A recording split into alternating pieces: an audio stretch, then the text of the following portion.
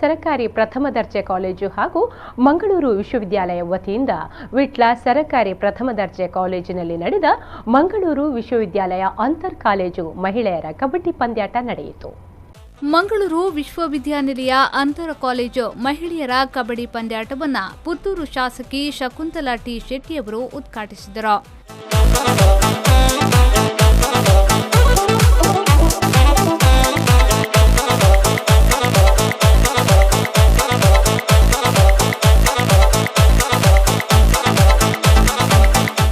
ಅಂತಾರಾಷ್ಟ್ರೀಯ ಕಬಡ್ಡಿ ಆಟಗಾರ ಜಗದೀಶ್ ಕುಂಬ್ಳೆ ಅವರನ್ನ ಇದೇ ಸಂದರ್ಭ ಸನ್ಮಾನಿಸಲಾಯಿತು.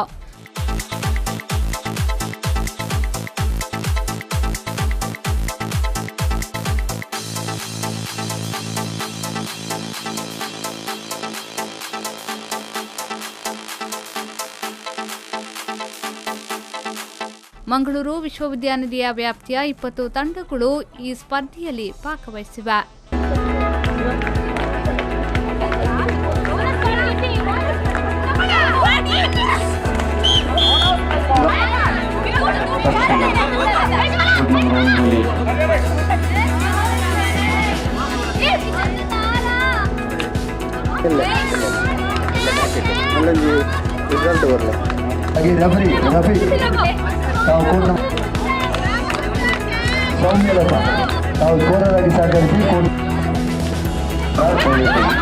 ಮಾಜಿ ಕಬಡ್ಡಿ ಕಪ್ತಾನ್ ಪ್ರವೀಣ್ ಚಂದ್ರ ಆಳ್ವ, ಕಾಲೇಜು ಪ್ರಾಂಶುಪಾಲ ಶಂಕರ್ ಪಾಟಾಳಿ, ವಿಟ್ಲದ ಉದ್ಯಮಿ ಸುಬ್ರಾಯ ಪೈ, ದೈಹಿಕ ಶಿಕ್ಷಣ ನಿರ್ದೇಶಕ ರಾಮಚಂದ್ರ ಕೆ, ರಾಷ್ಟ್ರೀಯ ಕಬಡ್ಡಿ ತೀರ್ಪುಗಾರ ಮಾಧವ ಬಿಕೆ, ಕಾಲೇಜು ಅಭಿವೃದ್ಧಿ ಸಮಿತಿಯ ಸದಸ್ಯರಾದ ರಮನಾಥ್ ವಿಟ್ಲ ಮೊದಲಾದವರು ಉಪಸ್ಥಿತರಿದ್ದರು.